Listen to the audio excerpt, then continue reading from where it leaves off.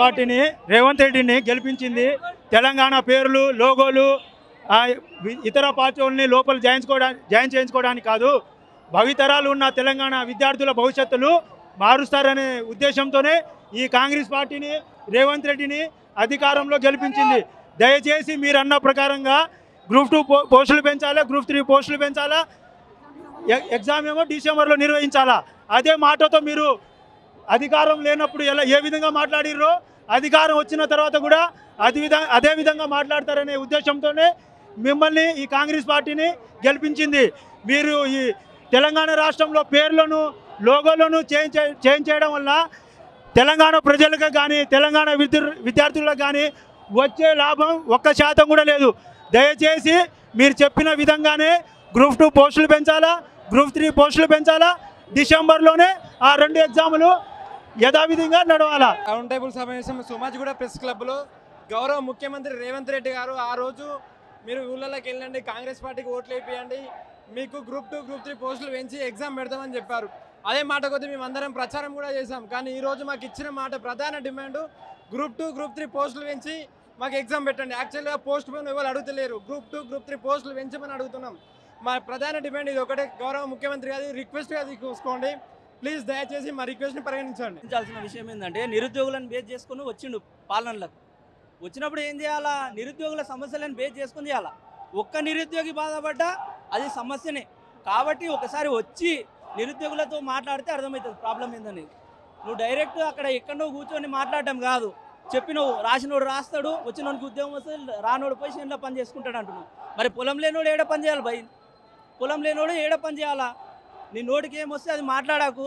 ఇంకొకటి, నీ ఎంబడి వస్తున్న నాయకులు ఎంతమంది ఉన్నారు అనుకుంటున్నావు నువ్వు, కానీ నిన్ను గెలిపించిన మేమే మళ్ళీ నిన్ను ఓడగొట్టగలం కూడా. ఇది బాగా మనసులో పెట్టుకొని ఉండాలా. నువ్వు అయిపోయినావు, నువ్వు నిరుద్యోగి ఉంటే ఇంతకుముందు, ఇప్పుడు ఉద్యోగస్తును అయిపోయినావు, రాజకీయ ఉద్యోగి అయినావు, ఇప్పుడు మేము నిరుద్యోగులమైనామని చెప్పేసి నువ్వు చేస్తున్నావు. కాబట్టి ఖచ్చితంగా నువ్వు మాత్రం అనుభవిస్తావు, ఇంతకు 100 రేట్లు అనుభవిస్తావు. నీకు అర్థమవుతుంది లేదు. దీనివల్ల చాలామంది చాలామంది డిఎస్సి ఇప్పుడు హాస్టల్ వార్డెన్ రాసిరు. హాస్టల్ వార్డెన్ రాసిన ఎంబనే డిఏఓ ఎగ్జామ్ జరిగింది. డిఏఓ ఎగ్జామ్ జరిగిన ఎంబనే ఇప్పుడు డిఎస్సి పెడుతున్నావు. డిఎస్సి అయిపోయిన ఎంబనే గ్రూప్ 2. అంటే గ్యాప్ ఉండదా? గ్యాప్ లేకుండా ఏ విధంగా రాస్తారు? ముఖ్యంగా ఏం చెప్తున్నా అంటే, మీరు రాజకీయంగా ఏ విధంగా అయితే ఎలక్షన్లకు గ్యాప్ తీసుకుంటారో అదేవిధంగా నిరుద్యోగులు కూడా వాళ్ళు చదువుకోవడానికి కనీసం ఎగ్జామ్కి మధ్యలో 45 రోజులన్నా కనీసం ఒక గ్యాప్ అనేది ఉండాలా. ఇది ఈ నిరుద్యోగుల తరపు నుంచి నేను చెప్పదలుచుకుంటున్నాను. ఎగ్జామ్ అభ్యర్థులందరూ ఎగ్జామ్ అనేది ఇప్పుడు వద్దు అని అడుగుతున్నారు. లాస్ట్ గవర్నమెంట్ ఇలా అవ్వడానికి కారణం ఏంటంటే ఎంప్లాయీస్తో ఆడుకోవడమే. అలాగే ఈ గవర్నమెంట్ కూడా ఇలా ఉంటే వచ్చే ఎలక్షన్స్ ఖచ్చితంగా ఓడిపోతున్నారు, మేము హెచ్చరిస్తున్నాము. ప్రభుత్వం నిరుద్యోగుల ప్రభుత్వం అన్నారు, నిరుద్యోగుల్ని వాడుకున్నారు, ఎక్కడంటే అక్కడ తిప్పించుకున్నారు. మా జేబులో నుంచి సొంత డబ్బులు వేసి మేము తిరిగినాం. మీరు వచ్చారు, ఏది అది సామెత ఉంటుంది కదా, ఓడలో ఉన్నంత వరకు ఓడ మల్లన్న, ఓడ తాగిన తర్వాత బోడి మల్లన్న అంటూ మీకు అధికారం వచ్చింది. మీకు అధికారం వచ్చింది, ఇప్పుడు ఎన్నికలు లేవు, మేము గుర్తు రావట్లేదా మీకు? అంటే మీ అధికారం రావడానికి మమ్మల్ని వాడుకున్నారు. పోస్టులు పెంచమని మేము అడిగినామా? మీరే అసెంబ్లీ సాక్షిగా చెప్పారు కదా, అసెంబ్లీ సాక్షిగా మీరే కదా చెప్పింది, భట్టి విక్రమార్క గారే కదా చెప్పింది పోస్టులు పెంచాలి అది ఇది అని. ఆ రోజు రేవంత్ రెడ్డే కదా అన్నది, ఈరోజు ఇన్ని ఉన్న పోస్టులు చెప్పేస్తే మేము ఇన్ని పెంచుతామని మీరే కదా అన్నది. ఈరోజు మీకేమైంది? మీ హామీలు మీకు గుర్తు రావట్లేదా? మీకు ఎందుకు ఇంత మా నిరుద్యోగుల పట్ల ఎందుకు ఇంత మీకు కక్ష ఇంత? చెప్పండి. మీరు అంటే మా అవసరం లేదన్నా, ఇప్పుడు మీకు మా అవసరం తీరిపోయింది కాబట్టి మీకు ప్రభుత్వానికి ఎలాంటి డోకా లేదు. మీరు బయట పార్టీ వాళ్ళని మీ పార్టీలో జాయిన్ చేసుకోవడానికి ఉన్నంత కాన్సన్ట్రేషన్ నిరుద్యోగుల మీద ఒక్క % కూడా లేదా? అక్కడ ఎక్కడో బయట వెళ్ళి మాట్లాడుతున్నారు కదా, వాళ్ళు ఆ పార్టీ వాళ్ళు ఈ పార్టీ వాళ్ళు వీళ్ళు రెచ్చగొడుతున్నారని. అంటే ఏది ఎన్నికల ముందు మీరేనా మమ్మల్ని రెచ్చగొట్టింది? కాదన్నా, ఇంతకుముందు వాళ్ళు రెచ్చగొట్టిరంటే ఇప్పుడు మీరేనా మరి రెచ్చగొట్టింది? చెప్పండి. మా వెనుక ఏ రాజకీయ పార్టీ లేదు.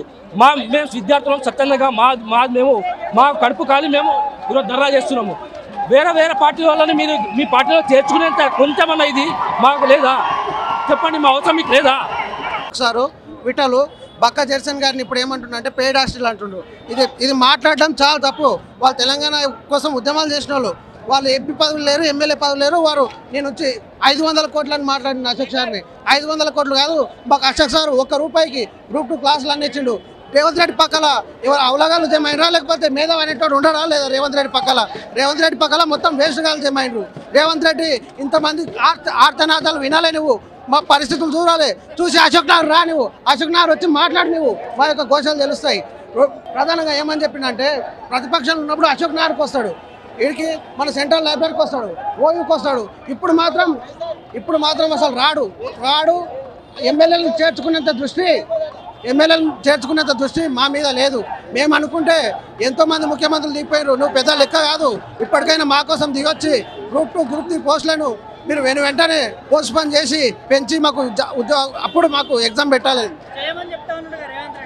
చేయమని ఒక నియంత్రణగా ప్రవర్తిస్తున్నాడు. మేధావులు లేరు, అంత అవలయంలాగా మాట్లాడుతున్నాడు వాడు రేవంత్ రెడ్డి. గుంపు మేస్త్రి ఇంత 6 నెలల్లోపే ఇంత వ్యతిరేకత అన్న, రైతుల నుంచి విద్యార్థుల వరకు చాలా వ్యతిరేకత వచ్చింది. ఎందుకంటే నియంత్రణగా ప్రవర్తిస్తున్నాడు.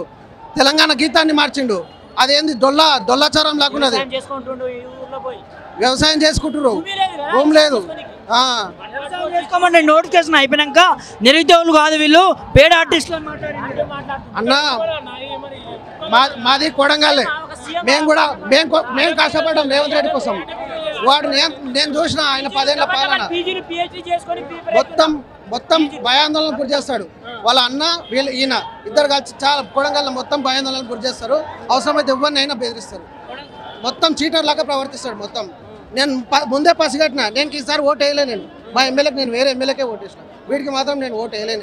నాకు తెలుసు, నేను పసిగట్టిన, నేను ఇసంటోడు అని చెప్పేసి. నాకు ఒకప్పుడు కాసు బ్రహ్మానంద రెడ్డి గుర్తుకొస్తున్నాడు. ఈ రేవంత్ రెడ్డిని చూస్తూ ఉంటే నాకు నియంత్రణకు చేస్తున్నాడు. కాంగ్రెస్ ముఖ్యమంత్రులు అంతా చాలా వరకు నియంత్రణ చేసింది. మనిషి అయినా నిజాలు మాట్లాడలేదు. వరంగల్ నుంచి ఉన్నావు కదా, నువ్వు ఒక నిరుద్యోగివి, ముఖ్యమంత్రి కాన్ఫరెన్స్ నుంచి ఉన్నావు, ఏం చెప్పదలుచుకున్నావు ముఖ్యమంత్రి అన్న? ఇప్పటికైనా సరే మాతో పెట్టుకునేవాడు వాడు నిజాలకు రాలేదు. నువ్వు దిగొచ్చి గ్రూప్ 2 గ్రూప్ 3 పోస్ట్ పనులు పెంచాలి. మాకు గ్రూప్ 2 గ్రూప్ 3 పోస్టులు పెంచి మాకు ఎగ్జామ్ పెట్టాలి. అప్పుడే మీకు పదవి నిలకడ ఉంటుంది. లేకపోతే మేము అనుకుంటే నేను 2 ఏళ్లలో గద్దె చేస్తాం అంతే.